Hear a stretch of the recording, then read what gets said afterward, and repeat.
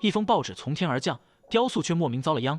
刚刚和母亲争吵完的西渡，将怒火都发泄到了立晨头上，斥责因为他好好站着的孩子突然变成了太监。立晨无奈的解释，报纸能打断金属，只能说明他原本就有裂痕了，而且他也就是个假货而已。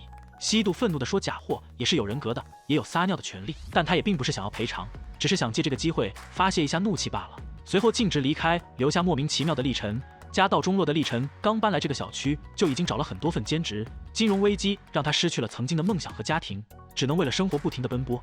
西渡来到漫画屋归还漫画，却遇到了在这兼职的立晨。立晨检查漫画后，质问漫画上的鼻屎是不是西渡干的。西渡气愤地说，他可不是小孩子了，怎么可能还会这样做？立晨调侃说，看来小时候的确干过这种事。西渡顿时语噎，质问立晨打算怎么赔偿损坏雕塑的损失。立晨只好提出用他喜欢的漫画来赔偿。漫画迷的西渡自然欣然地同意了这个提议。西渡跪在教练面前，请求他收自己为徒，郑重地表明自己的决心。教练让他先试试能不能转学过来吧。这个女孩为了转学有多拼，故意撞到学校的大姐头，就是为了引起争斗，可以被强制转学。因为金融危机导致学校取消了击剑部，西渡是为了梦想和偶像才选择这样铤而走险。偷听大姐头要和隔壁学校约架，一路偷偷跟着，准备加入这场混战。为了计划的万无一失，还提前通知了警方。场面顿时一片混乱，西渡看好时机准备加入战斗，却看到一个混混对着大姐头拳打脚踢。西渡拿着雨伞3两下就击退了他，混混毫无还手之力，西渡仅凭他一人就结束了这场混战。警方赶到现场，众人都落荒而逃，西渡却主动迎上前，反倒被当成了受害者。这才意识到只有逃跑才会被抓，计划再次失败，留给他的只有无尽的悔恨。天空突然下起了雨，苦恼的幼灵却看到一把雨伞从天而降，西渡在天台撒海上大喊，让幼灵不要淋雨，撑着伞走。看到拿起雨伞的幼灵，连忙躲起来，满心欢喜的大喊自己是他的粉丝。虽然淋成了落汤鸡，依旧没有放弃要转学的念头，想到说不定以后能和偶像朝夕相处，欢呼雀跃，开心的像个孩子。他又有了新的计划，穿上妈妈的衣服，化上浓妆来到夜店，为的就是等待警察将他这个未成年抓走，达到被强制转学的目的。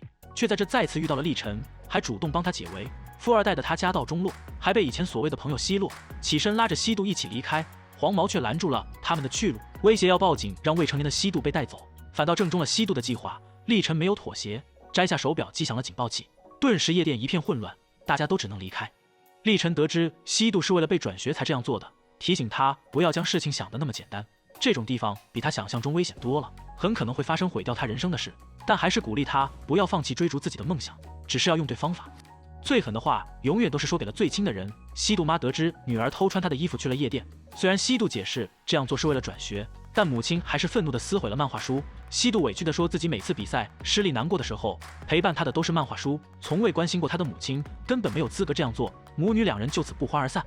西渡努力地想要修补漫画书，但已经无力回天，只好悄悄地来归还，却还是被立晨发现，只能尴尬地逃离。立晨翻阅漫画后急忙叫住他，西渡委屈地痛哭起来。立晨看着西渡画的漫画，忍俊不禁。锲而不舍的西渡再次找到教练想要拜师，奇迹般地通过了第1轮测试。第2轮测试是全凭运气的猜硬币，西渡连连猜错，只能拿出全部身家换取最后一次机会，却再次失利。教练意外地给出了合格，并让他下周来学校报到。原来西渡妈早就拜托了教练，他们曾是亲密的好友，只是2人之间似乎有点误会。